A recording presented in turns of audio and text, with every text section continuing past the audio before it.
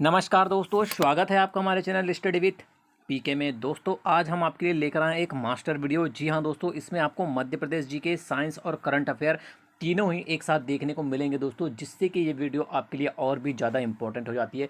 दोस्तों आपकी आगामी एग्ज़ाम के लिए बहुत ही इंपॉर्टेंट वीडियो है दोस्तों, जो आपकी एमपी पुलिस और एमपी पीएससी की जो एग्ज़ाम होने वाली दोस्तों, इसके लिए बहुत ही महत्वपूर्ण वीडियो होने वाली है। हर एक प्रश्न दोस्तों आपके एग्जाम से रिलेटेड है, ठीक है। कोई भी प्रश्न आपके एग्जाम के बाहर का नहीं होगा। तो दोस्तों हर एक प्रश्न को ध्यान से पढ़िएगा, उत्तर याद रखिएगा। आपको यहाँ से दोस्तों बहुत से क्वेश्चन आपके एग्जाम में देखने को मिलेंगे।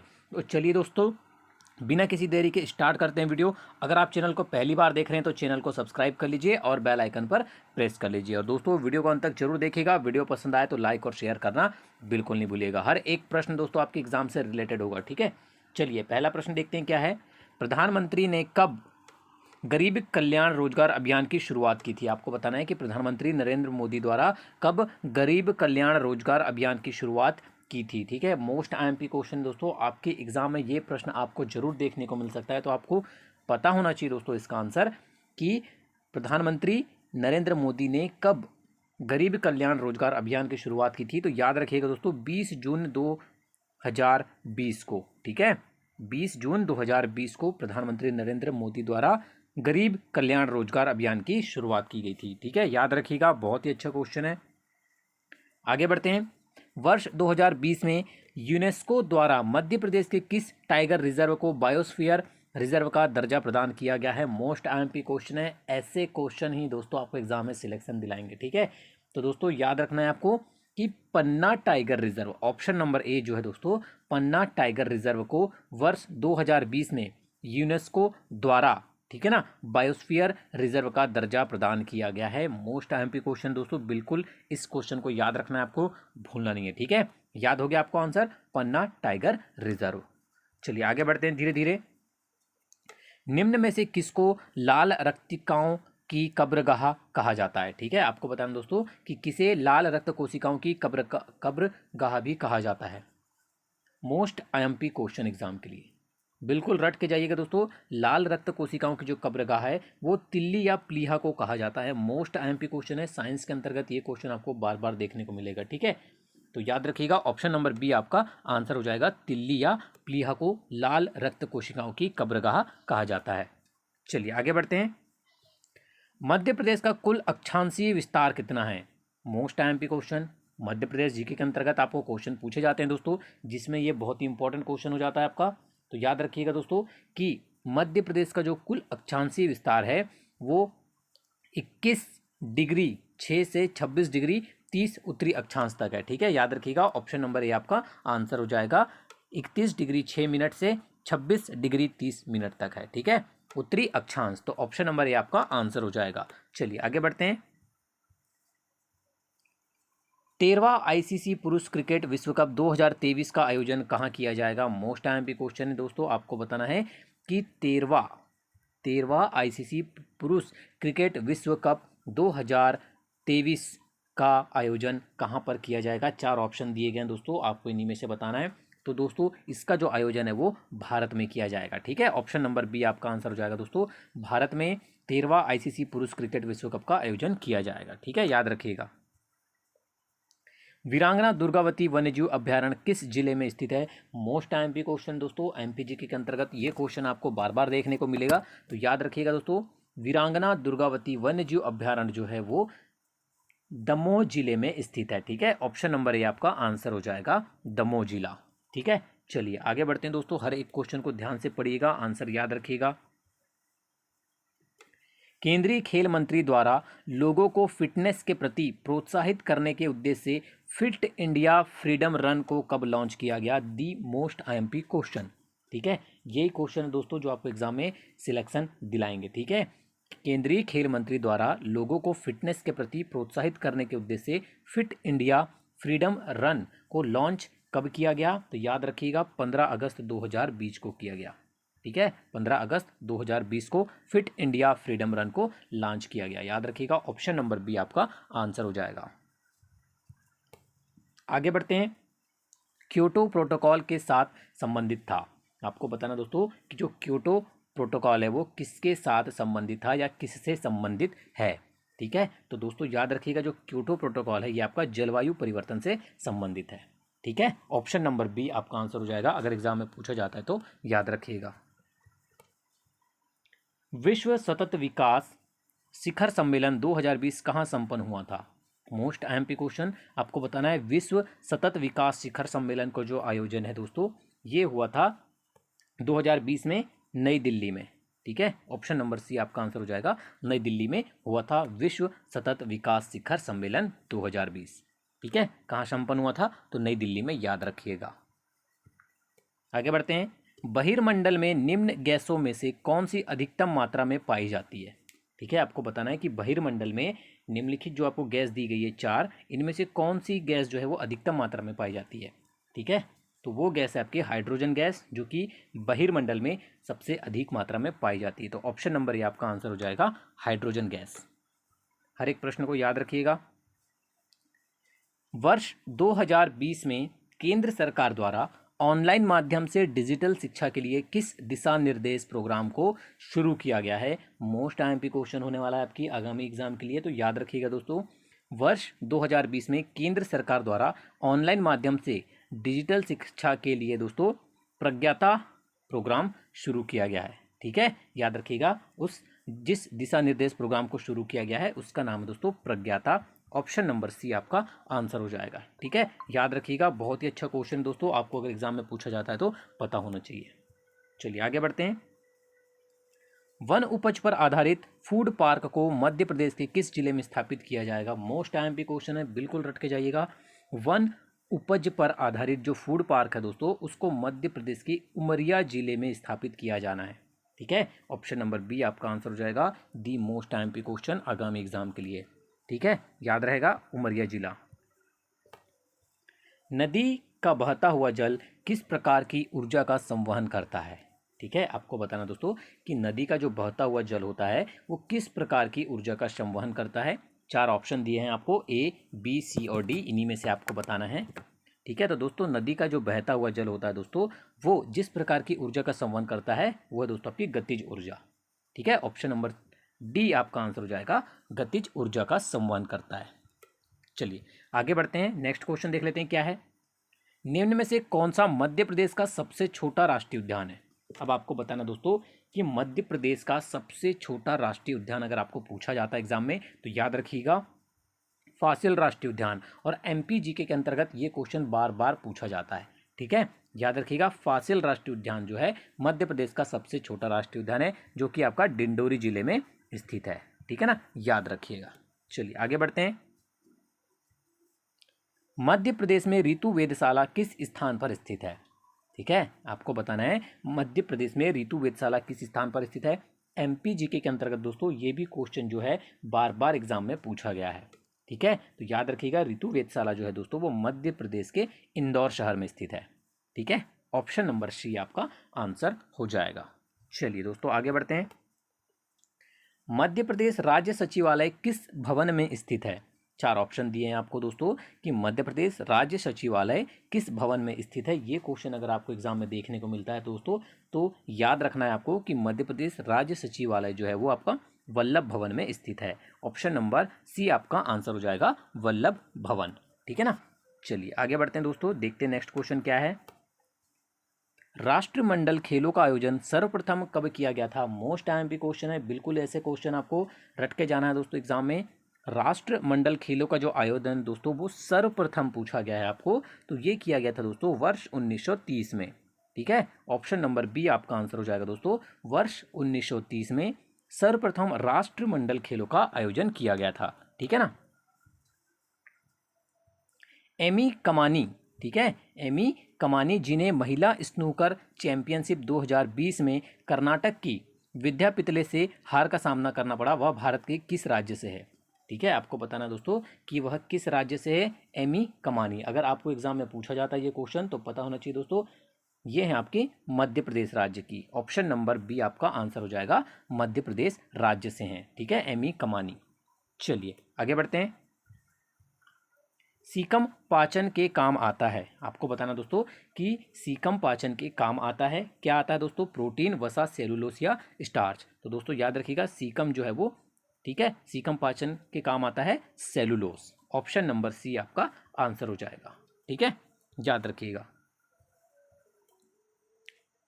प्याज कंद की विशेष गंध किस कारण से होती है? ठीक है, आपको बताना दोस्तों कि प्याज कंद की जो विशेष गंध होती है ना, वो किस कारण से होती है, उसमें क्या उपस्थित होता है जिसके कारण से वो गंध आती है? तो याद रखिएगा दोस्तों, उसमें जो सल्फर यौगिक रहता है, ठीक है ना, उसमें जो सल्फर यौगिक रहता है, इसके कारण उसकी एक विशेष गंध होती है। ठीक है, तो ऑप्शन नंबर बी आप याद रखिएगा, आपका आंसर हो जाएगा।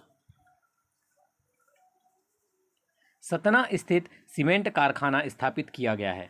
ठीक है, आपको बताना दोस्तों कि सतना में स्थित जो सीमेंट कारखाना है वो किसके द्वारा स्थापित किया गया है? मोस्ट आईएमपी क्वेश्चन है दोस्तों, याद रखिएगा, बिरला कॉरपोरेशन के द्वारा स्थापित किया गया है। ऑप्शन नंबर बी आपका आंसर हो जाएगा। ठीक है ना, चलिए आगे बढ़ते हैं दोस्तों, धीरे धीरे देखते हैं अगला क्वेश्चन क्या है।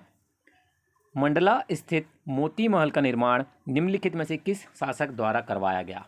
ठीक है, आपको बताना दोस्तों कि मंडला में जो स्थित मोती महल है, इसका जो निर्माण है दोस्तों वो किस शासक के द्वारा करवाया गया? याद रखिएगा, ये क्वेश्चन आपको बार बार एग्जाम में पूछा जाता है। एमपीजीके के अंतर्गत हृदय शाह के द्वारा करवाया गया था मोती महल का निर्माण। ठीक है, याद रखिएगा, मोस्ट एमपी क्वेश्चन है एग्जाम के लिए। केंद्र सरकार द्वारा मई 2020 में न्यूनतम समर्थन मूल्य सूची में कितने लघु वन उपज को शामिल किया गया? मोस्ट एमपी क्वेश्चन रट लीजिएगा कि केंद्र सरकार द्वारा मई 2020 में न्यूनतम समर्थन मूल्य सूची में दोस्तों 24 लघु वन उपज को शामिल किया गया है। ठीक है, याद रखिएगा, ऑप्शन नंबर ए आपका आंसर हो जाएगा, 24 लघु वन उपज को शामिल किया गया है। ठीक है, ऑप्शन नंबर ए आपका आंसर हो जाएगा। आगे बढ़ते हैं, नेक्स्ट क्वेश्चन देख लेते हैं क्या है। डार्विन द्वारा प्रस्तुत प्राकृतिक वर्णवाद निम्न में से किस पर आधारित है? ठीक है, आपको बताना दोस्तों किस पर आधारित है। तो याद रखिएगा दोस्तों कि डार्विन द्वारा प्रस्तुत प्राकृतिक वर्णवाद overproduction, struggle for existence and variations and survival of the fittest. ठीक है, अगर आपको ये क्वेश्चन एग्जाम में देखने को मिले तो याद रखिएगा कि डार्विन द्वारा जो प्रस्तुत प्राकृतिक वर्णवाद है वो ABC तीनों पर ही आधारित है। ठीक है, तो ऑप्शन नंबर डी आपका आंसर हो जाएगा, उपरोक्त सभी। ठीक है ना, याद रखिएगा, ऐसे क्वेश्चन भी आपको एग्जाम में पूछ लिए जाते हैं। निम्नलिखित में से कौन सा मिट्टी जुताई उपकरण का उदाहरण है? ठीक है, आपको बताना दोस्तों कि निम्नलिखित में से कौन सा मिट्टी जुताई के उपकरण के उदाहरण के अंतर्गत आता है? तो दोस्तों वो है आपका टिलर।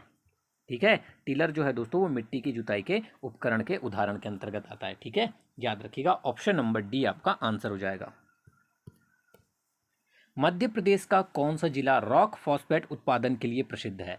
मोस्ट आईएमपी क्वेश्चन है, आपको बताना दोस्तों कि मध्य प्रदेश का वह कौन सा जिला है जो रॉक फॉस्फेट उत्पादन के लिए प्रसिद्ध है। तो अगर एग्जाम में पूछा जाता है तो याद रखिए दोस्तों, आपका छतरपुर, झाबुआ और सागर, ये तीनों ही जिले दोस्तों रॉक फॉस्फेट उत्पादन के लिए प्रसिद्ध हैं। ठीक है, तो ऑप्शन नंबर डी आपका आंसर हो जाएगा, ये सभी। ठीक है, ये सभी जिले ही मध्य प्रदेश के ऐसे जिले हैं जो रॉक फॉस्फेट उत्पादन के लिए प्रसिद्ध हैं। हरित क्रांति पद का प्रयोग उच्च उत्पादन दर्शाने के लिए किया गया है। घास स्थलों का निर्माण करके, अधिक वृक्षों का रोपण करके, प्रति हेक्टेयर कृषि उत्पादकता बढ़ाकर, या शहरी क्षेत्रों में उद्यान बना के। ठीक है, तो दोस्तों हरित क्रांति पद का प्रयोग जो है, ठीक है ना, वो उच्च उत्पादन दर्शाने के लिए किया गया है, प्रति हेक्टेयर कृषि उत्पादकता बढ़ाकर। ठीक है, हरित क्रांति पद का जो प्रयोग उच्च उत्पादन दर्शाने के लिए किया गया है दोस्तों, वो प्रति हेक्टेयर कृषि उत्पादक बढ़ाकर किया गया है। ठीक है, याद रखिएगा, ऑप्शन नंबर सी आपका आंसर हो जाएगा। मध्य प्रदेश के निम्नलिखित किस साहित्यकार की छायावाद, रहस्यवाद, हलावाद आदि सभी की समष्टि कहा जाता है? ठीक है, तो वो हैं दोस्तों आपके बाल कृष्ण शर्मा नवीन। ठीक है, जो कि मध्य प्रदेश के वो साहित्यकार कौन है? बाल कृष्ण शर्मा नवीन। ठीक है, याद रखिएगा, नाम अगर आपको एग्जाम में पूछा जाता है तो पता होना चाहिए। वर्ष 2020 में चीन द्वारा मंगल ग्रह के लिए मिशन लॉन्च किया गया, इस मिशन का क्या नाम है? ठीक है, आपको बताना दोस्तों कि जो 2020 में चीन के द्वारा मंगल ग्रह के लिए जो मिशन लॉन्च किया गया था दोस्तों, उस मिशन का नाम आपको एग्जाम में जरूर पूछा जाएगा। याद रखिएगा, तियानवेन फर्स्ट। ठीक है, तियानवेन फर्स्ट इस मिशन का नाम था। ऑप्शन नंबर ए आपका आंसर हो जाएगा। ठीक है ना, चलिए आगे बढ़ते हैं। मध्य प्रदेश में हरित वाहन आपके द्वार योजना निम्नलिखित में से किससे संबंधित है? ठीक है, आपको बताना दोस्तों कि मध्य प्रदेश में हरित वाहन आपके द्वार योजना जो है वो किससे संबंधित है। तो दोस्तों अगर एग्जाम में पूछा जाता है तो याद रखिएगा घरेलू बागवानी के विकास से संबंधित योजना है ये। ठीक है, ऑप्शन नंबर सी आपका आंसर हो जाएगा। ठीक है, घरेलू बागवान के विकास से संबंधित योजना है।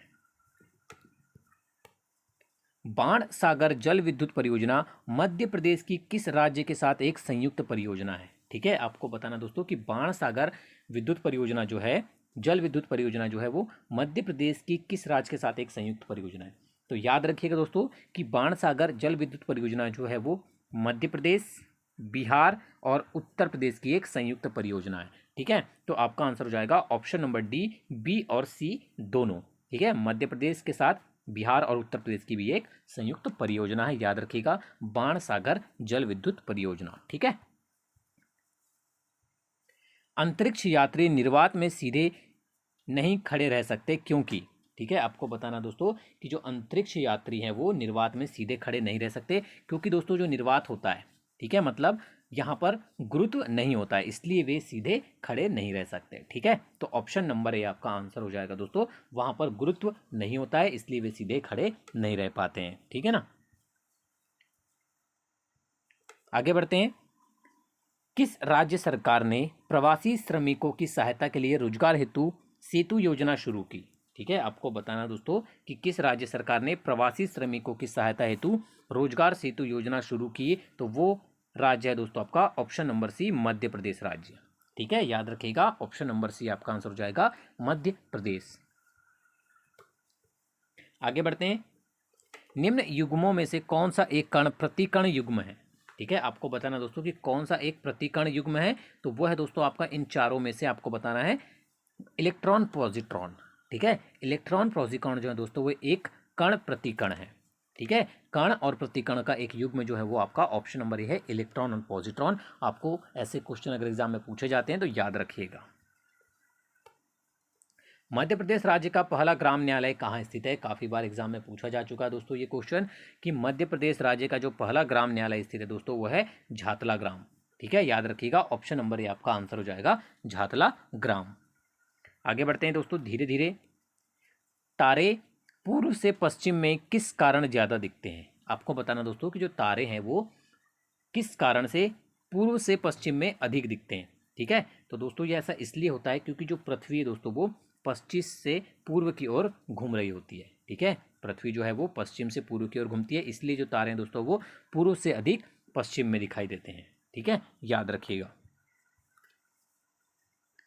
मध्य प्रदेश के किस राष्ट्रीय उद्यान को प्रोजेक्ट टाइगर में सबसे पहले शामिल किया गया। चार ऑप्शन दिए गए हैं दोस्तों, आपको सभी को इसका आंसर पता है कि मध्य प्रदेश के कान्हा, ठीक है, कान्हा किसली राष्ट्रीय उद्यान को सर्वप्रथम प्रोजेक्ट टाइगर में शामिल किया गया था। तो ऑप्शन नंबर डी आपका आंसर हो जाएगा कान्हा किसली। वर्ष 2020 का दादा साहेब फाल्के पुरस्कार किसे प्रदान किया गया है। मोस्ट एमपी क्वेश्चन है, बिल्कुल रट लीजिए। वर्ष 2020 का जो दादा साहेब फाल्के पुरस्कार है दोस्तों वो केजंग डी थोंगडोक को दिया गया है। ठीक है, ऑप्शन नंबर बी आपका आंसर हो जाएगा केजंग डी थोंगडोक। ठीक है, याद रखना है आपको।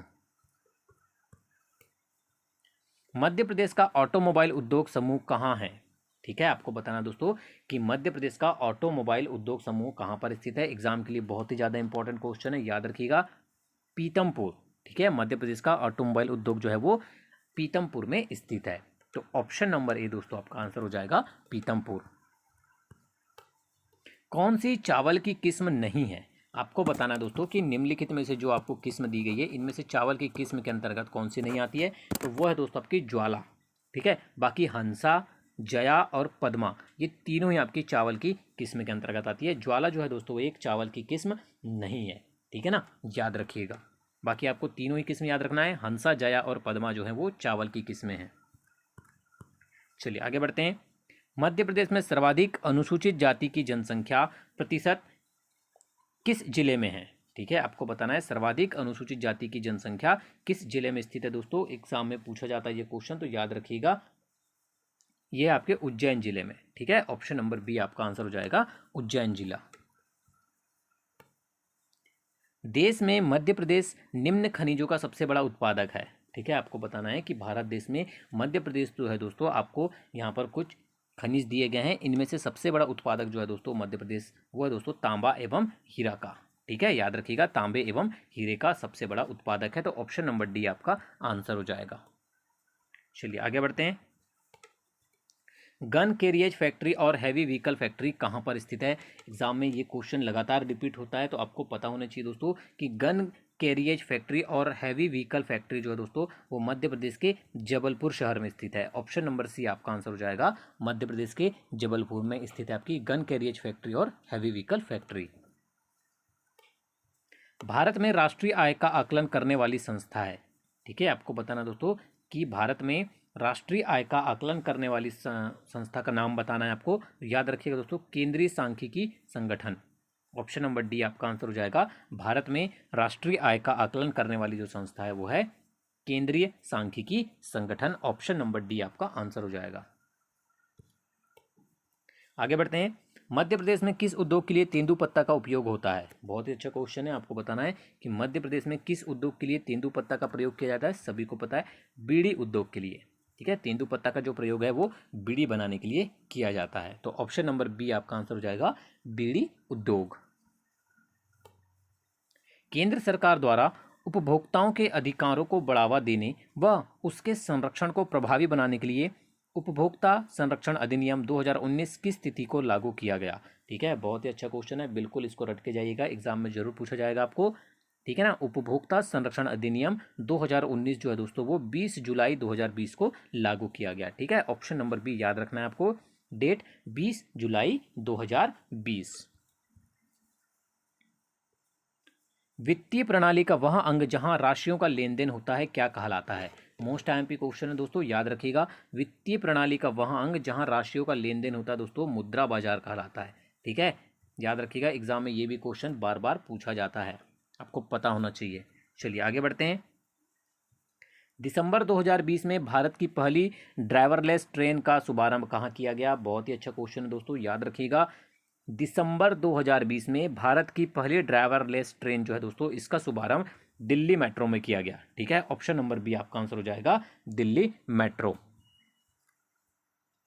एस विजय लक्ष्मी किस खेल से संबंधित है? ठीक है, आपको बताना है दोस्तों, एस विजय लक्ष्मी किस खेल से संबंधित है। ऐसे क्वेश्चन आपको पूछे जाते हैं, तो याद रखिएगा दोस्तों, चेस से संबंधित है। ठीक है, शतरंज की खिलाड़ी हैं ये।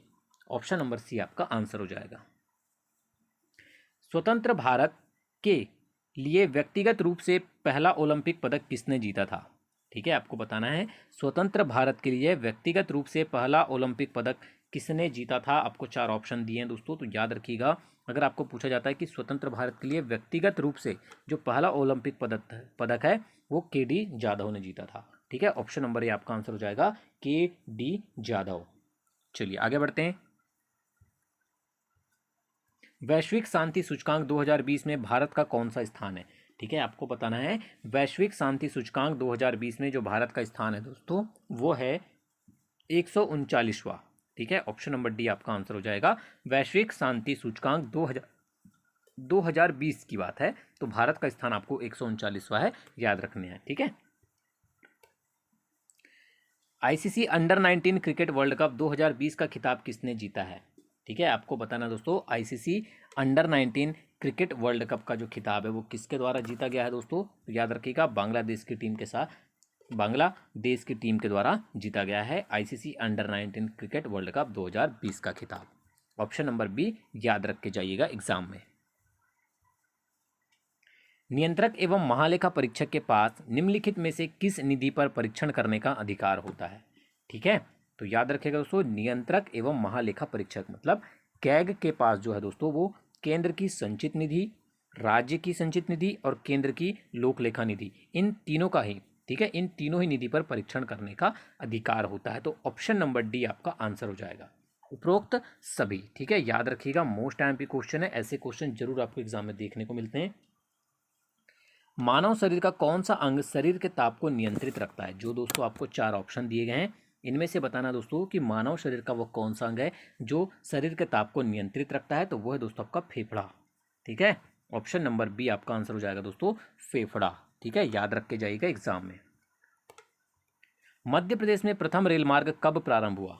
आपको बताना दोस्तों कि मध्य प्रदेश में प्रथम रेल मार्ग जो है वो कब प्रारंभ किया गया था। अगर एग्जाम में पूछ लिया जाता है तो याद रखिएगा वर्ष 1867 में। ठीक है, वर्ष 1867 में मध्य प्रदेश में प्रथम रेल मार्ग प्रारंभ हुआ था। ठीक है, याद रखिएगा। निम्न में से कौन मध्य प्रदेश का पहला जल विद्युत केंद्र है।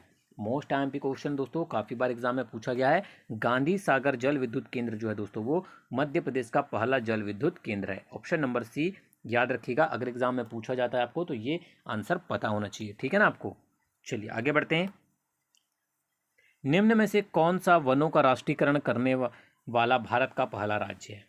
ये क्वेश्चन बार बार एग्जाम में रिपीट होता है, सभी को इसका आंसर पता होगा दोस्तों कि वनों का राष्ट्रीयकरण करने वाला भारत का जो प्रथम राज्य है दोस्तों वो है एमपी, मध्य प्रदेश। ठीक है, ऑप्शन नंबर डी आपका आंसर हो जाएगा, मध्य प्रदेश राज्य।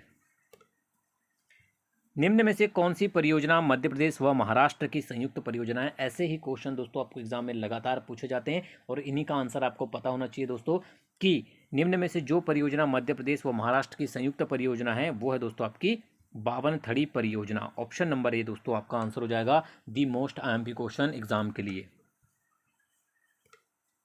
किस वायुमंडल परत में संचार उपग्रह अवस्थित किए जाते हैं।